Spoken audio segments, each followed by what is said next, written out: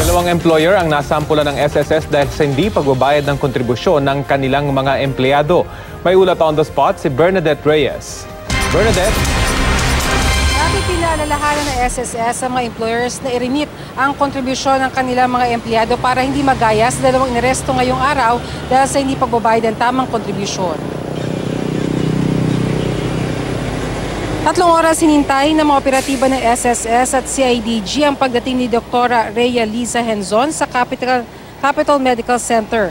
Pagdating niya, agad siyang niresto ng operatiba sa bisa ng isang arrest warrant na inilabas ng Makati RTC Branch 57 dahil sa kasong paglabag sa probisyon ng SSS kaugnay sa hindi pagbabayad ng kontribusyon ng kanilang mga empleyado.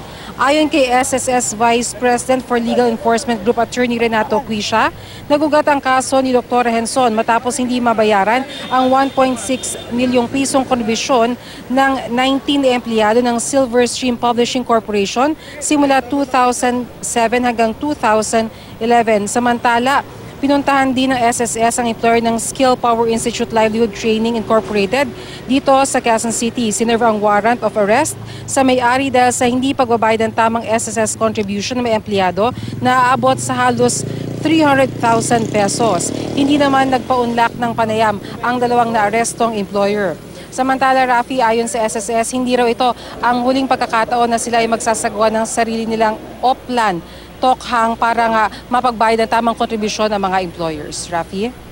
Bernadette, meron ba tayong impormasyon kung ilang arrest warrant yung hawak ng SSS ngayon na kanilang i-enforce sa mga susunod na araw, Bernadette? Rafi, wala silang binigay na impormasyon kung ilan pa yung mga hawak nila na arrest warrant ngayon dahil depende yan doon sa mga korte na mag-i-issue ng mga arrest warrant. Pero depende na nga yan kung ano yung ilalabas nila at saka sila pwede magsagawa ng operasyon. Rafi? Okay, maraming salamat sa iyo, Bernadette Reyes.